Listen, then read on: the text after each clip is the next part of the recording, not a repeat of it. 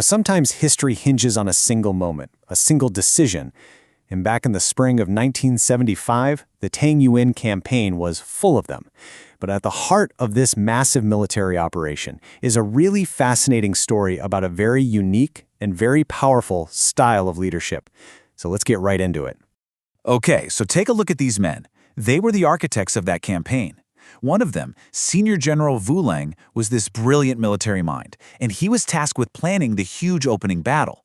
But here's the thing, he was also famous for having a ferocious temper.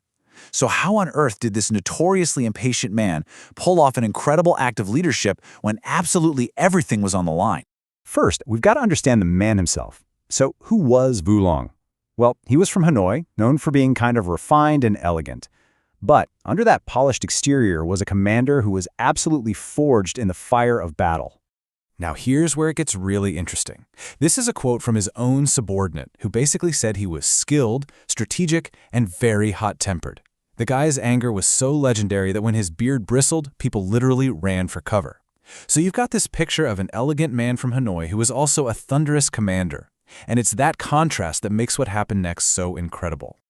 Okay, so let's set the scene. We're in a high-stakes planning session for the Battle of Buôn Ma Thuột. This wasn't just any battle. It was the strategic key to the entire campaign. The pressure in that room must have been immense. And here was the problem. His commanders couldn't agree on how to attack.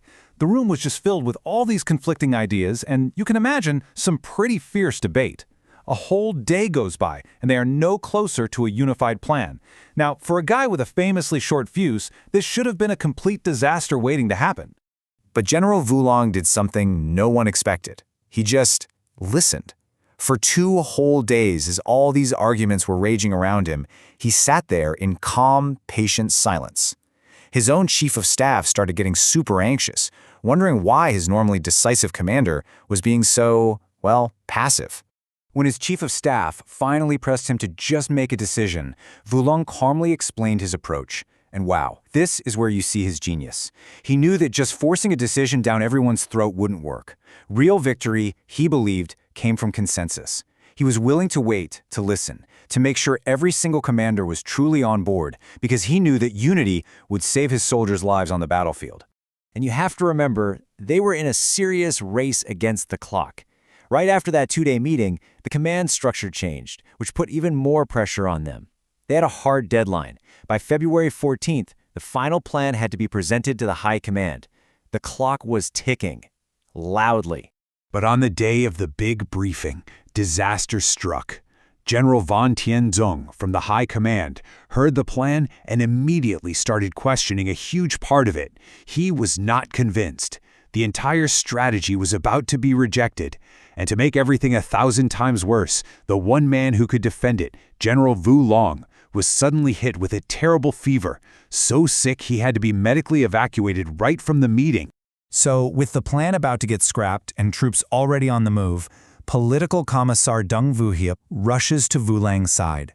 And what he says next is the stuff of legend. He half-jokingly tells his feverish friend, "If you're going to die, die tomorrow. Right now, you have to go and argue." It was this desperate plea, and it just shows you how much everyone was relying on his incredible mind. And unbelievably, despite being pale and barely able to stand, Vu Lang went back into that meeting. He didn't use his famous temper. Nope. Instead, he presented his case with sharp, clear military thinking, with pure logic, and with all the authority of a seasoned commander. And he did it. He methodically convinced General Van Tien Dung, who not only approved the plan, but actually praised it. The battle that followed was a stunning success. It was the turning point of the entire campaign, and it proved that the real victory wasn't just won on the battlefield, it was won first in that command tent. Think about that Lieutenant General Nguyen Quoc Tuc, the one who used to fear his commander's temper. For him, in just 2 crucial meetings, his entire perception of the man was completely transformed. The hothead he once knew was actually a master of people.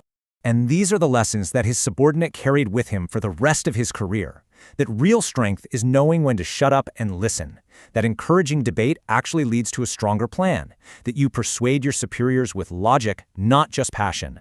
And maybe most important of all, consensus is the foundation for victory, and it honors the soldiers you lead.